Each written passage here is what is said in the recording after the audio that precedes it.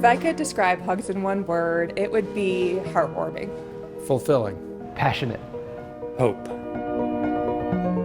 Hope for the families, hope for their parents that their kids can look normal, hope that their kids can have normal lives and a normal future.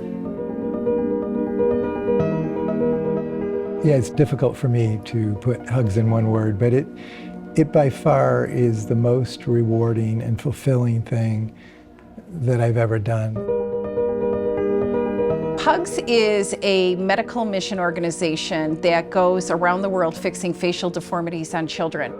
So right cleft lip and palate, lip repair, Chris.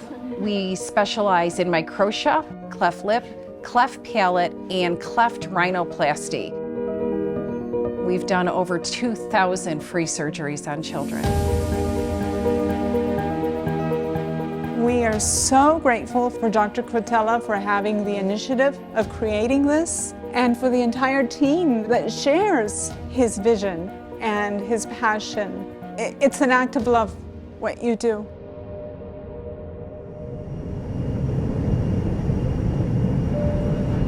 Currently, we go to Guatemala, Ecuador, and Vietnam, and are actively looking to add more countries.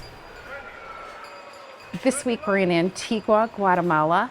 We're at a hospital running 6 operating rooms a day. We have about 30 team members with us this week, and we hope to change the lives of over 100 patients. Who's got an incomplete lip and then a submucous cleft palate. You know, there's functional aspects of being born with a cleft, and so that comes to feeding and weight gain and growth and development and speech and dental development. It's very different in our country when we have a child with a deformity. In our system, we embrace them. And here, they're considered a contributor to the family. And once they have a deformity, they're not an asset anymore. We hear stories of patients can't get jobs. We hear stories of the father left the family because the patient had this congenital deformity. We want these kids to be able to grow up and interact with their peers and with their family and be able to have careers and their own children and things like that in a very positive way. By being able to fix the facial deformity, I think we give them the best chance that they can at living as normal of a life as they can.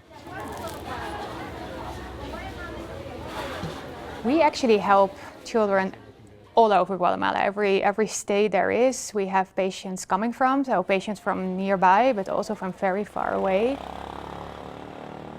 They can travel for maybe an hour, but we have also patients that will travel for 16, 17 hours.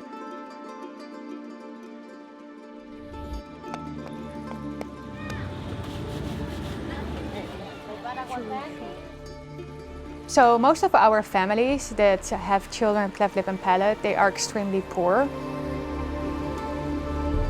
They live on less than $1 a day, what they earn.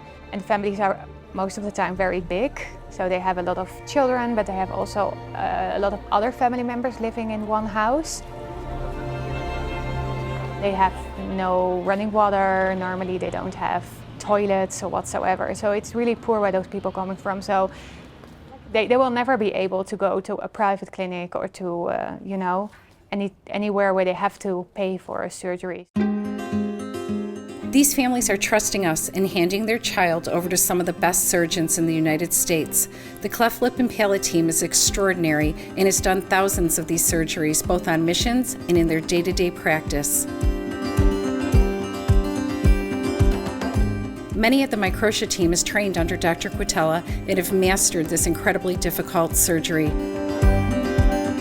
The word microtia, it means little ear, so it's basically someone that's born with a deformed ear, which is not functional. Generally, it's just a piece of cartilage and some soft tissue without an ear canal, without any ability to hear. And so what we do is we take and harvest a piece of cartilage from their rib cage, and we're able to carve and form that into a structure that looks like an ear.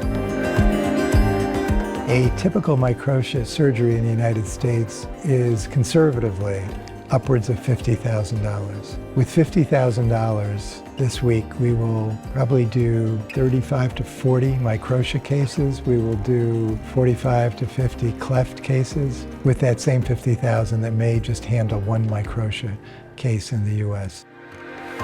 We have lots of letters to all the doctors.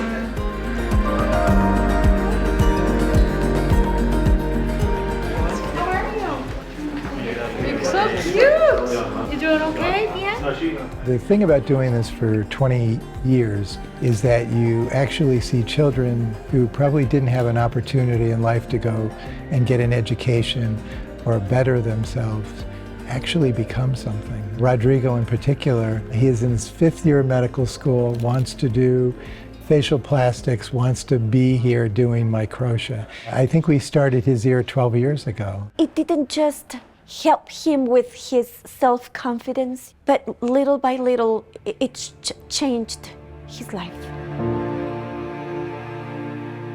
On intake day, you see this precious baby smiling and they have no idea that they have this facial deformity, but the parents who are holding them do know that and they're desperate to be able to help them. And when you're presented with that scenario, you'll do anything in your power to help make those lives better. I keep coming back every year for a week with HUGS because it's one of the most grounding and foundational weeks of my year. It's always a reset. It always resets my priorities, reminds me how lucky I am, reminds me of what's important in life. I am blessed to have a skill set that can make a difference in these lives. It gives me a chance to remember why I went to medical school. In a sense, I kind of work year-round back home to do this.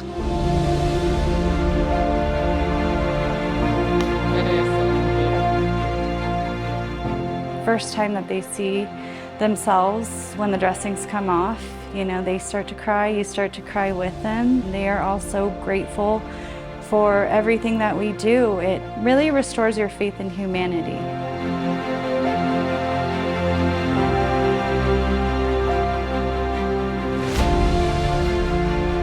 I once had a cynic say to me, why do you go on these trips? You can't change the whole world. There's so many problems in the world. And I replied to him, for every patient we treat, we have changed their entire world.